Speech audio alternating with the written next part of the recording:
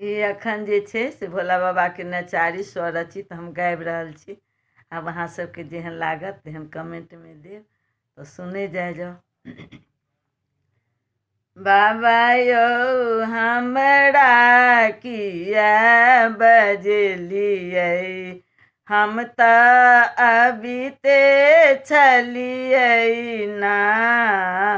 भोला यौ हमरा किया बजलियै, हम तऽ अबिते छलियै ना। अहाँके आवाज यौ बाबा हरिद्वार में सुनलहुँ, गंगा नहाइते छलियै ना। बाला यौ जल भरी हम आनितहुँ, अहाँके चरण पखारितहुँ ना। बाबा यौ जल भरी कऽ हम आनितहुँ, अहाँके चरण पखारितहुँ ना। बाबा यौ हमरा किया बजलियै, हम तऽ अबिते छलियै ना। अहाँके आवाज यौ बाबा कुटिया में सुनलहुँ, चंदन घसीते छलियै ना। भोला यौ बाबा यौ चंदन लऽ कऽ अबितहुँ, अहाँके तिलक लगबितहुँ ना।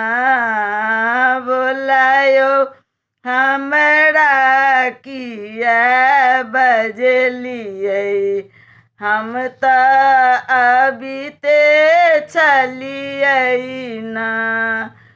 अहाँके आवाज यौ बाबा बगिया में सुनलहुँ, फुलवा लोढ़िते छलियै ना। बाबा यौ फूल बेल पत्र हम आनितहुँ, अहाँके पूजा करितहुँ ना।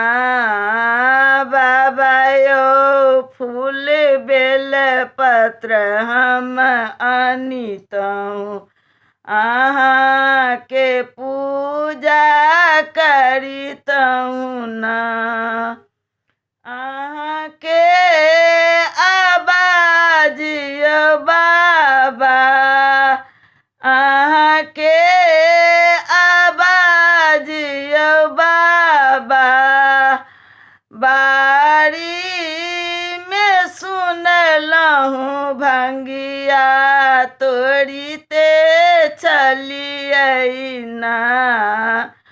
बाबा यौ भांग पीसी हम आनितहुँ, सविता अहाँके खुअबितथिन ना। बाबा यौ भांग पीसी हम आनितहुँ, सविता अहाँके खुअबितथिन ना। भोला यौ हमरा किया बजलियै, हम तऽ अबिते छलियै ना। हम तऽ अबिते छलियै ना। हम तऽ अबिते छलियै ना। हर हर महादेव।